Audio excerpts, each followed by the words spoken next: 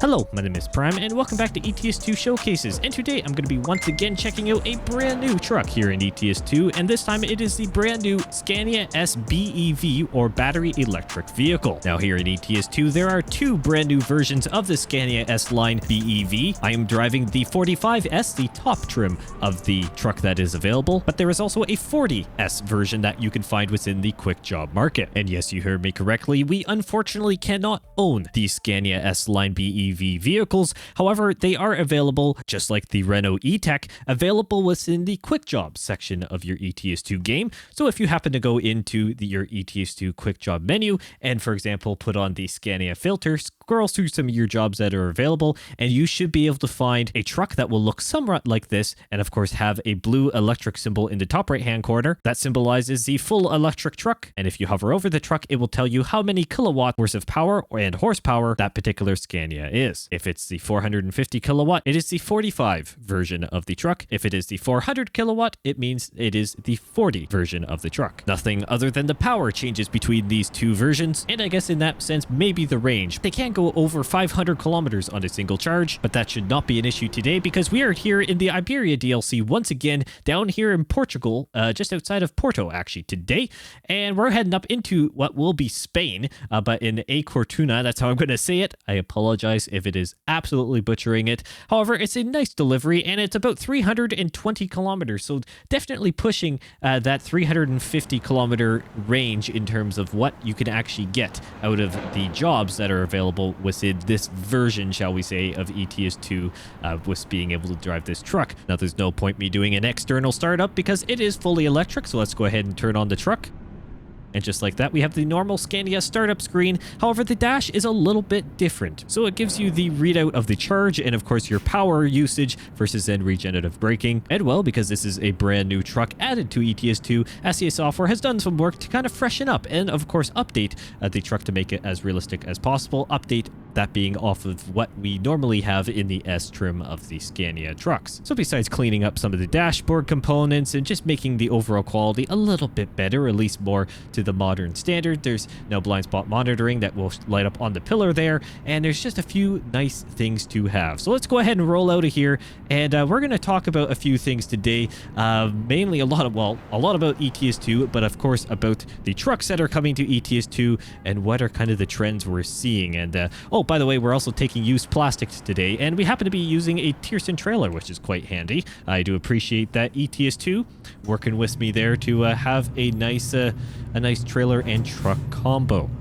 So as we pull out of the ports here, I must say, yes, it is very weird to have an electric truck. I found it very interesting, to say the least, when driving the Renault E-Tech that I did not too long ago. However, it's very still interesting to be able to drive an electric truck here in ETS2 because, well, there's really not a whole lot of noise. And may I say, additionally, and actually we got to go this way here, figure out how to get out of this area legitly. Go over the curb a little bit. It's a little bit tight. Not gonna lie about that one, but it's a little bit weird not having any form of engine noise to, well, compensate my voice, so I do apologize if you get tired of listening to me in some ways, because, well, you're gonna hear a lot of me today, more so than normal, because it is gonna be the forefront of the mix, because, well, there's not a whole lot of noise happening elsewise. But we gotta go out here. This is, oh, we went out. This is awkward. Okay, we're just gonna make a bit of a right-hand turn here. Not what you're supposed to do. Luckily, it's got pretty good acceleration, and I may say, I don't know, this is funny because I'm comparing a Scania to a Renault, a long-time rivalry that a lot of ETS2 players also will know, some famous rivalry there and some favoritism that's gone along throughout the years of ETS2. But I must say, the Scania S drives a lot nicer on the electric powertrain, at least I'm finding initially, than the Renault E-Tech. I'm gonna just, you know, throw that out there to everyone who has maybe tried it out. Let me know down in the comments what you think about it. However, I honestly do think this Scania is just Oh, there we go. There's the blind spot monitoring. I honestly do believe this Scania is just a nicer driving truck. It's still got that electric torque by all means, and definitely in reverse. It's a commonality here between the Renault E-Tech and Scania. When you throw the truck into reverse, and we'll figure this one out later as we well, deliver the truck. But as I was just shuffling it a little bit around in the pickup point, my word, is it torquey, especially in reverse. And that's something that the Renault E-Tech had as well. But overall, the drivability of the Scania is just really, really nice. Something that I really do appreciate. And it's just a classic Scania ride. Just works really well and very high quality. Now, what's interesting, though, is that there's an actual gearing in the transmission. As far as I know, with the Renault, it was not the case. I'm quite certain, at least. It was basically the electric motors more or less just kind of revving up and doing its thing. Now, maybe it was just quiet enough that I couldn't tell, and this is very much the same. However, you can actually tell the gearing because it is a 6-speed transmission here in the Scania. Now, this happens to be the 45 or the 450 kilowatt, which works out to be roughly 600 horsepower. So it's definitely got a lot of torque, I think more than the Renault itself, which is kind of saying something as well for the sake of power, because I'm not noticing it too much. But yeah, the transmission just makes it feel more normal, I guess, in a sense, even though it is dead quiet. And the other interesting thing is that I could not rev up this Scania. When in neutral in the Renault E-Tech, I could actually rev up the truck and you could hear a little bit of a whine. If I throw it into neutral here, there's nothing. It doesn't do a single thing. Come on, go in the gear here. There we go. It's just going full power, and it's going to kind of pull it up through this gear. I don't know if it's going to shift again. We'll see. Yep, there we go. It just kind of shifted there. The power kind of goes out a little bit and it comes back. So it's very interesting how the gearing works in this truck. I'm not going to complain whatsoever because honestly, I like the natural gearing of it. Once again, I honestly cannot remember if the Renault E-Tech actually had gearing or not, or if it's just my perception of it. But I do know this Scania does. And it is really neat, honestly. Say what you want about electric trucks. Honestly, now that I've been able to drive a couple brands, it's kind of nice to see the differences in the way that they've been implemented. I think this Scania is your better bet between the Renault E-Tech. Once again, all the haters just absolutely go at me in the comments. If feel free to. I don't really care. That's my preference, and everyone will have their preference. I've always liked Scanias, so I've got that little bit of bias there as well. So I'm not going to lie about that one. But yeah, it's just one of those things that, you know what, I just like the Scanias, and it just seems to be driving the nicest in terms of turning and not being too torquey, but have enough power there. And that's the biggest thing. I found the Renault E-Tech to be very torquey at the low end and then just nowhere, absolutely lethargic trying to accelerate on the highway. Well, I am not having that problem here today. We're just absolutely cruising along, not even thinking about the acceleration and deceleration, but it is just doing it beautifully, nice and smooth. Maybe that's the transmission coming to play, or maybe just my driving, or a bit of both. But I honestly think the higher power of the Scania, once again, as far as I know, I believe the Renault E-Tech was in the 300 kilowatt hour, so I think it was, or maybe at 4, but this being the higher powered model of the Scania is definitely helping the case. Regardless, it is just very easy to get going very fast, even up an incline. So for example, if I floor up this incline, we are going to start going faster, which is pretty incredible. Now, I was a little bit late to the party there in the incline, but still, it is just pulling this trailer quite nicely. Now, albeit it's not overly heavy. I think this trailer is about, what, 16,000 pounds? Let's see if I can get the correct. No, that's not the white run. Come on, you've done this for how many years there, Prime? You can do it. Yeah, about 16,000 pounds. So not the craziest in terms of weight, but it's heavy enough. And that's something that you just got to keep in mind, that, well, it doesn't matter if it's on a slope or not. It's going to pull it quite nicely. And that's something I do appreciate. Now, talking about ETS2 otherwise with the map expansions, we've had a little bit more news on the Greece DLC. which is nice to see. Some historic areas there being explored now in blog posts. We're starting to get a little bit more into the specific cities, which I do like to see, and seeing some more of the landscape. And of course, just like the Iberia DLC here, a beautiful area of Greece that it is. Well, this isn't Greece, but you get where I was going with that. Greece is absolutely fantastic in terms of scenery, something that I am very much looking forward to checking out, which is going to be really, really exciting. But yeah, it's we're gonna get over here. Perfect. Let that truck get out, and we're gonna beat him to the line here. Use this electric power for the win. But no, Greece is going to be a wonderful DLC. I think a lot of you will agree with me on that front, and it's going to be really neat to see what else is coming for ETS2 as well. On the truck front, kind of circling back there, because albeit with the Nordic Horizons DLC also in very early stages of development, we have no idea what's happening with Heart of Russia, even though it's done, but just waiting in the wings. In terms of trucks, the recent blog post releasing this Scania S-Series BEV or battery electric vehicle to the ETS2 world mentioned that future electric trucks that are planned to come to ETS2 will be entering into the same game mode, just like we're doing today, where it is in the quick job market and you have to select there. Unfortunately, not ownable. That begs the question for those who know electric trucks in ETS2 a whole lot better than I do, because honestly, I really don't know my electric trucks in general, but especially on the ETS2 side, I'm still trying to learn what all the trucks are. Being a North American, it's hard to sometimes keep up with the news of newest trucks because I am not in that region. So even externally from ETS2, I am not getting, say, ads about new trucks. Just like here in North America, we'll randomly see a commercial, for example, or an ad on the side of the road for, say, Kenworth's repeatable trucks. That's not the case over here. We don't get Scania commercials. We don't get Volvo commercials for the European line of trucks. So it's hard for me to keep up with what's coming. So that's where you guys all come in.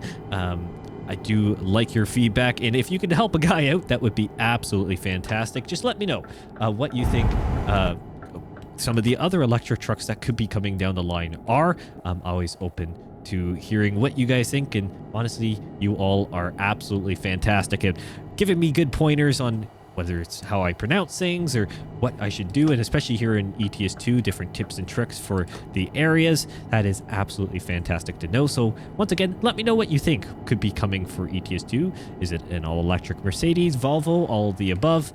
Let me know what you think.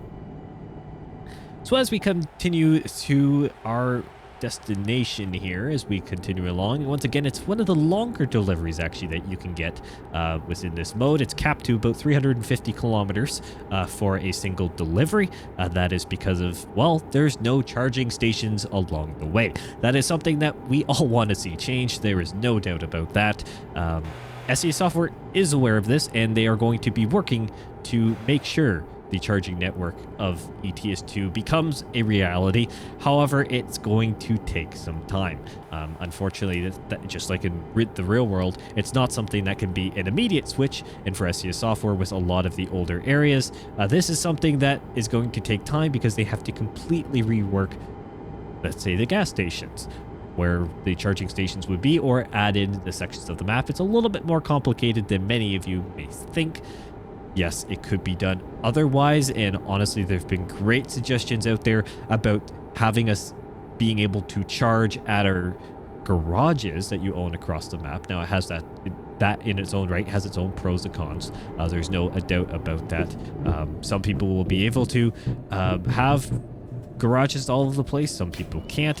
So you may be just limited to being in a particular area versus being able to explore around the map.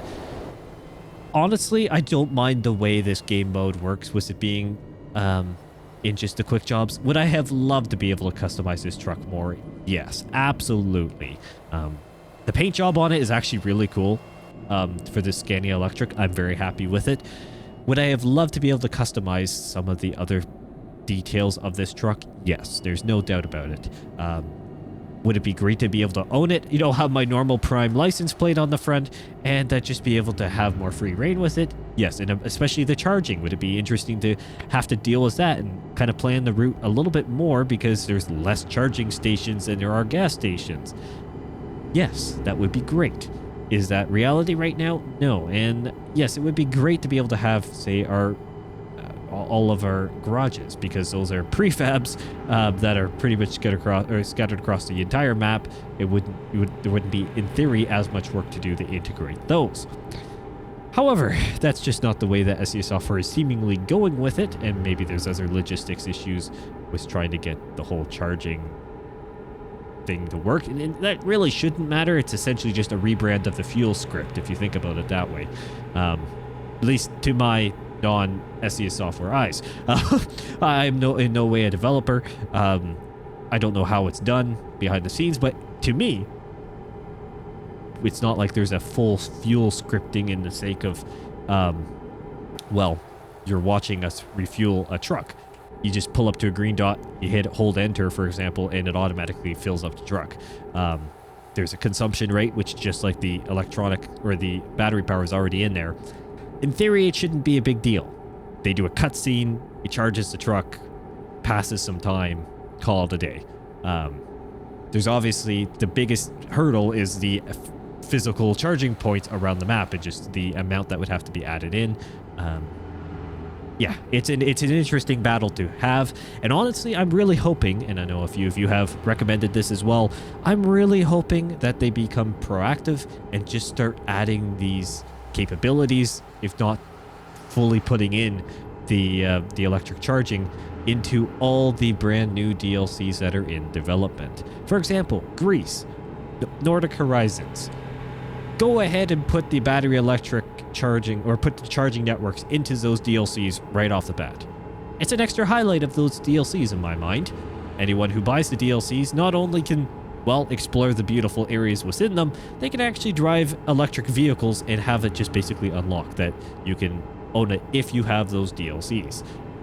Similar things have happened with being able to have certain content in that DLC if you have it or not.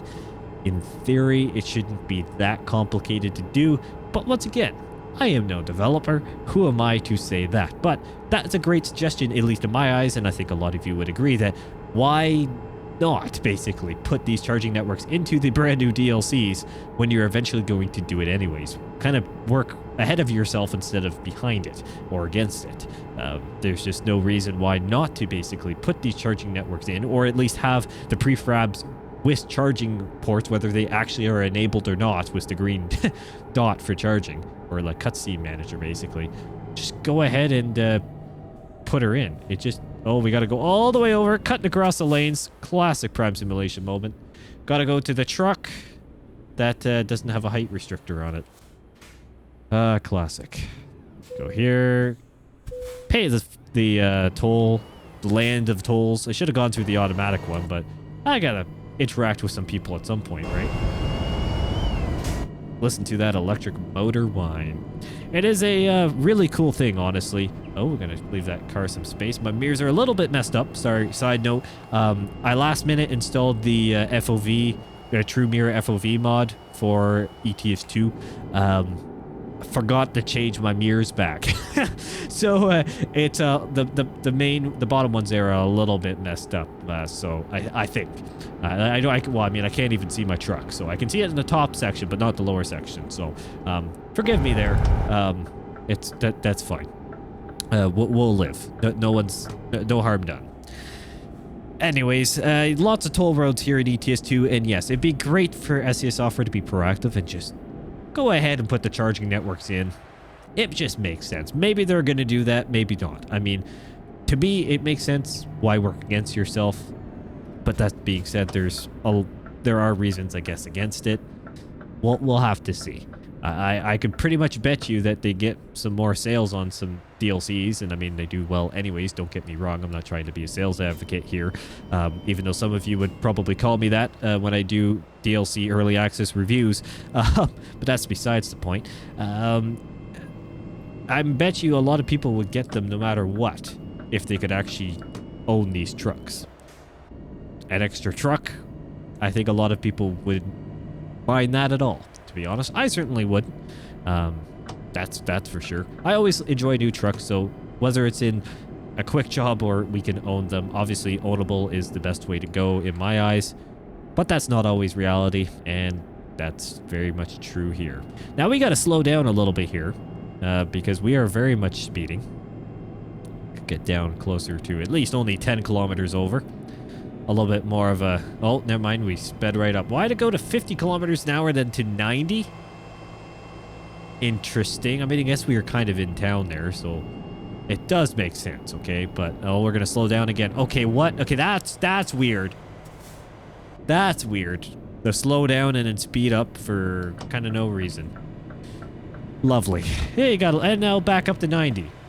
Okay, there's a little bit of weird speed limit change. I don't know if that's just the scaling or if that's how they do it in Spain. I've never been to Spain, so that could be it. I don't know. Maybe they every time there's a merger, they slow it down. I doubt that's the case. That just feels like it's an accident waiting to happen, but I don't know. I'm no expert. No expert at all. So it seems like we're getting closer to our destination here, which is absolutely fantastic. Once again, a little bit longer of a delivery, but that's always good. I think it's always good to have slightly longer ones here, and it's good to be back over here in ETS2. Honestly, I need to start doing it more often and that's honestly something I'm trying to do right now. Make sure I have these more balanced kind of upload schedules to a certain degree, and obviously I'm putting out quite a bit of content this week. That is no word of a lie. Happy to have the time to do so, so I'm doing so. I enjoy it, so I'm going to do it. However, there's going to be a number of good things here for ETS2, ATS, of course, and a bunch of other content around here on the channel, so keep an eye out for more to come. I'm going to try, as I was briefly going to mention, keep a more balanced upload between ATS and ETS2, all things considered, unless if, obviously, there are, well, certain releases that kind of pull me in one direction or the other, but that's neither here nor there. We'll cross that bridge when we get there. Delivery time. Let's see how this Scania reverses, at least on camera. I did well, I felt, in kind of moving it around without it being overly torquey.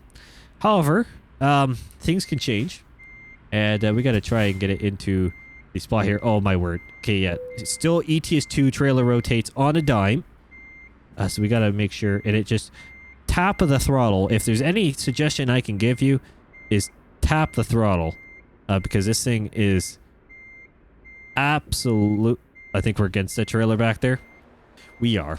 Okay, well, I tried to do it legit. I don't think it's gonna work though. I mean, I guess gotta go a little bit more farther over. Of course, that mirror is all sorts of messed up. Classic. I think I've... Oh, maybe not. Oh, I think we're actually fine. We're fine this time. Gotta keep it cutting though. I use the top mirror now. Okay. It's promising. We gotta chase it now. Oh, too fast. Way too fast. Did I hit the trailer on this side? No? No. Okay, good. Come up here. Slam on the brakes. Cram around here. Full lock. It rotates fast, my friends. Still rotates very fast, but I do appreciate, I think, this drivetrain a little bit more than the Renault. Just gonna say it now.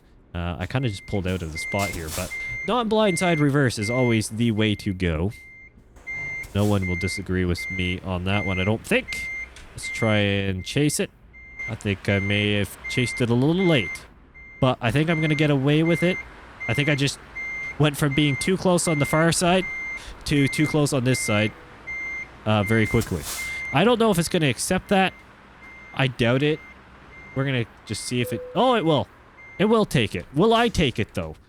Not really. I'm going to be actually picky today, believe it or not. Oh, we're... Okay, well, I think this is going to be our shot here, because we're running out of air pressure, because Prime can't do anything smoothly, I guess, with the brakes. Let's go ahead and there, and boom, use the bump stops. Beautiful. Honestly, I will take that just like that. Thank you all so much for watching. What a fantastic truck. I hope all of you will be enjoying it. I certainly will be using some more different trucks here on ETS2 as well, but I'll try and make sure I keep the electric trucks in the realm as well. It's actually really neat. Yes, silent. You hear my voice a lot more than maybe you want to, but it's still a very neat addition. Ultimately, that's where a lot of the logistic networks are going, and well, it's good that ETS2 is at least trying to include it as well, not excluding it, considering these major brands are putting a lot of money into these developments, and honestly, they are pretty neat in the technology if you can appreciate that front. Once again, thank you all so much for watching, and I'll see you in the next one.